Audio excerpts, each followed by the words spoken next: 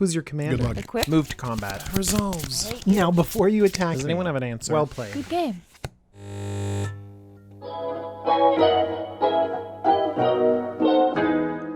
Hello everyone, this is DJ, and you're watching the Jumbo Commander YouTube channel. I have a deck tech that's a little bit weird, a little bit strange, and might need a little bit of explanation. The general, well, is our very own General Tazri.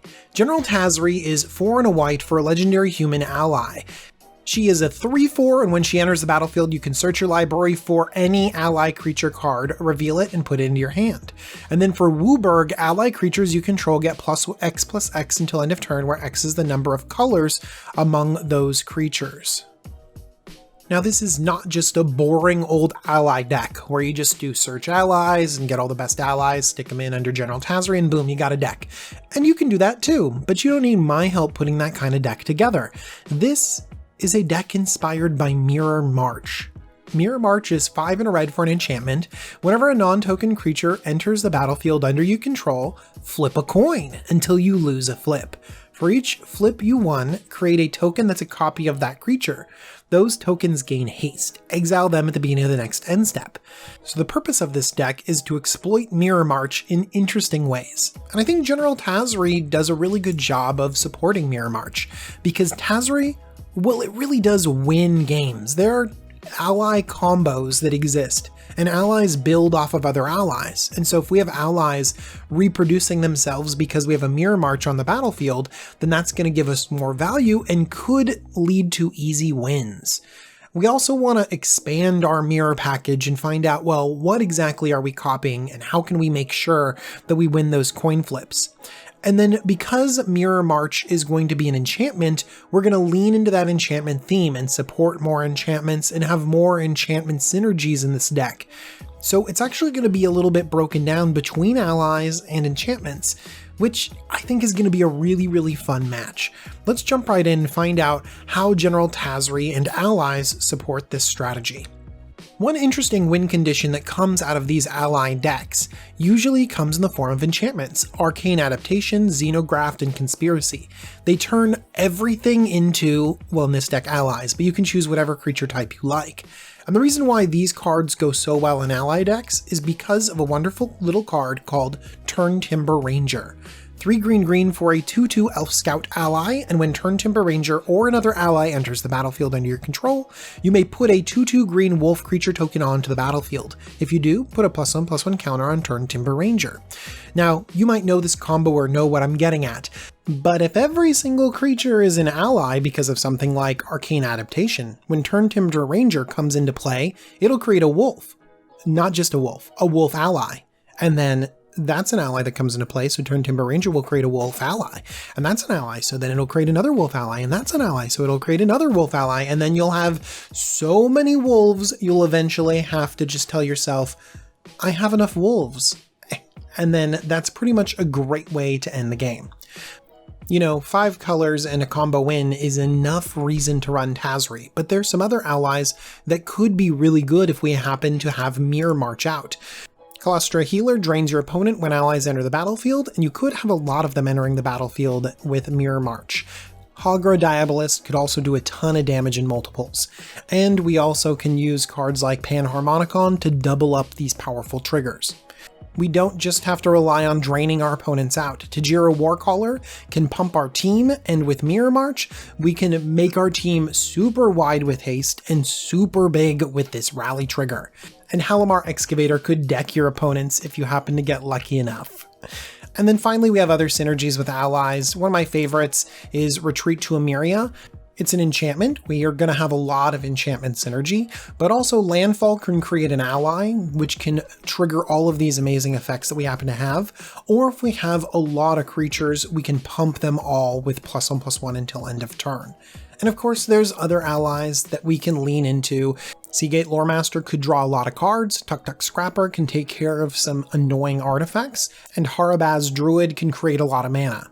We've only included the most critical allies in this deck, and so we're not going to have a lot of tribal synergies, but a few that I enjoyed are the Kindred series. Kindred Charge is 6 CMC, and you basically create a token copy of every ally on the battlefield, which will generate a ton of triggers.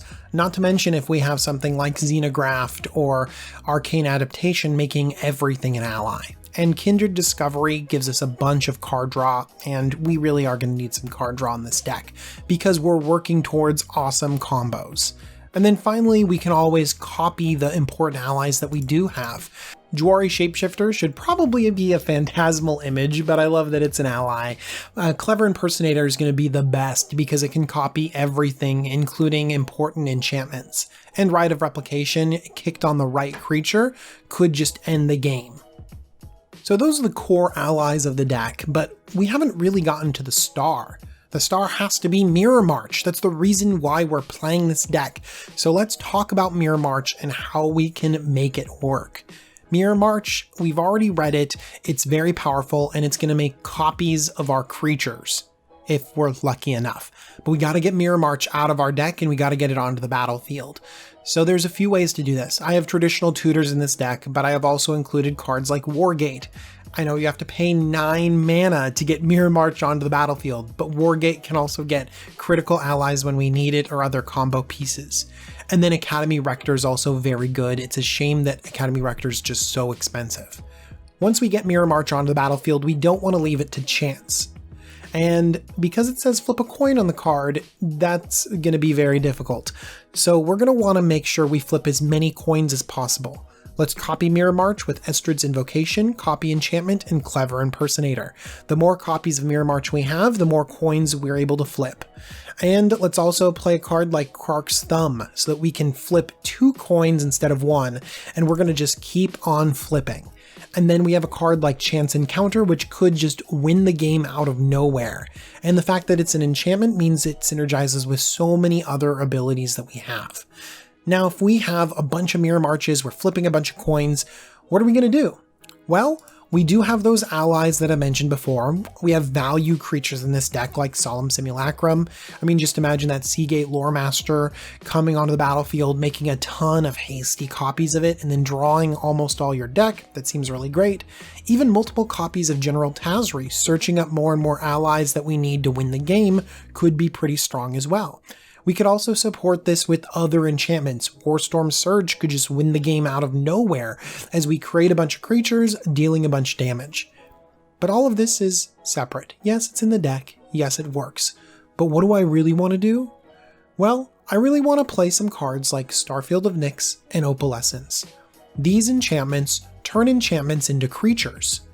And once enchantments are creatures, then Mirror March can turn your enchantments into new creature enchantments. In fact, if I have an Opalescence on the battlefield and I play Mirror March, then I'll start flipping coins to find out how many copies of Mirror March go on the battlefield. And once I have several copies of Mirror March, I can play other enchantments that then get bigger and bigger and bigger, and I get more and more coins off of them. Oh my gosh. The one constraint that I might have, though, is maybe mana? I don't know, there's some enchantments that create some mana. How about if I have a couple mirror matches on the battlefield and then suddenly I play a Mirari's Wake, and then suddenly now my mana is doubled. Oh, but wait, Mirari's Wake is a 5 mana creature because of Opalescence, and now I'm making multiple copies of Mirari's Wake, and things are getting out of control. Now this is a little bit of magical Christmas land, but the important part is that we don't even need this janky strategy. We can just be a solid enchantment deck. We can be in a deck that relies heavily on allies to win the game. Let's talk about some of the enchantment synergies that we might have. We need to draw some cards. Eidolon Blossoms, Enchantress's Presence, and Satyr Enchanter. All of those let you draw cards. And if we chain them together with Mirror Match, we have multiple copies, then we're drawing tons and tons of cards. We're going to use enchantments for a lot of our mana ramp in this deck. Courser of Crufix is an enchantment creature that synergizes with lands. Furl Ground is an amazing ramp spell that happens to be an enchantment. And Exploration is just great ramp because we're going to need a lot of mana in this deck. And with all of these enchantments entering the battlefield, maybe even tons of them off of Mirror March, let's look at these other enchantment creatures. Nylea's Colossus. Just a few enchantments and suddenly we have a beater that cannot be stopped. And just imagine if we have Nylea's Colossus come onto the battlefield when we also have a Mirror March. That means we're going to have tons of hasty, huge, doubling power giants that's going to be impossible to deal with. Forgeborn Oreads and Grim Guardian play a similar role to those allies I mentioned before. The allies will trigger as other allies enter the battlefield, draining your opponents, and the same thing goes for enchantments in these cards. It's kind of awesome because even though they feel like they shouldn't trigger off of each other, there are cards in this deck that make these enchantment creatures into allies, and there are cards in this deck that make the allies into enchantments, and so there's tons of synergy as we move through. And if we keep playing more and more enchantments, we can wipe our opponent's board with Doomwake Giant. Having a couple of these on the battlefield would be pretty good. And Sigil the Empty Throne can win the game through Angels. And finally, I just mentioned a card that can turn everything into an enchantment. That's Enchanted Evening. 5 CMC, all permanents are enchantments in addition to their other types. That could mean you get tons of Constellation triggers, you get to draw a bunch more cards than usual, or it can mean you can destroy your opponents. If everything is an enchantment, then a card like Calming Verse, Cleansing Meditation, or Spring Cleaning can just destroy everything your opponents control, including all of their lands. It is an oppressive combination. Enchanted Evening also does some very funny things with a card I already mentioned, Opalescence.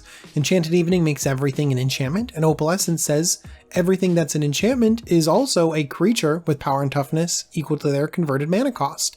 That means that all of your lands are now 0/0 enchantment creatures, and they all instantly die. That includes your own. And so if you have this combination together, then suddenly everyone's lands are gone, and every permanent is an enchantment and a creature, and they're doing stuff with their converted mana cost, and there's layers too. So this is going to be a fun way to finish out a game, or a miserable way to finish out a game. We can decide later. And then finally there's Aura Thief. If this happens to die, you get to gain control of all enchantments, just all of them. And so Enchanted Evening just basically says, oh, this is mine now, as you reach out like you just won a high stakes poker game and grab everyone's commander cards and put them all over to your side of the battlefield. Of course, these are all pipe dreams, magical Christmas land combinations. But the important part is that the core of this deck is solid ramp, is Enchantress strategies, and to back it up, we have some reliability, especially in our command zone, being able to search up any of the allies that we might need, and we make sure to build in as much reliability into the 99 as possible. And even then, this deck turns out to be a little bit janky and fun, and I know that there's a bunch of you out there that are really interested in this kind of deck. So hopefully you like this video. If you want to find out exactly what my deck list looks like, then go ahead and click on the link in the description, and that'll take you to tcgplayer.com. They sponsor the Jumbo Commander YouTube channel, and the other fine people that support the Jumbo Commander YouTube channel are my patrons. Thank you so much. I thank you every video because you really make all these videos possible. And thank you for watching. I hope you enjoyed this little dive into a janky combo deck, and I'll see you all really soon for more Commander videos. Bye-bye.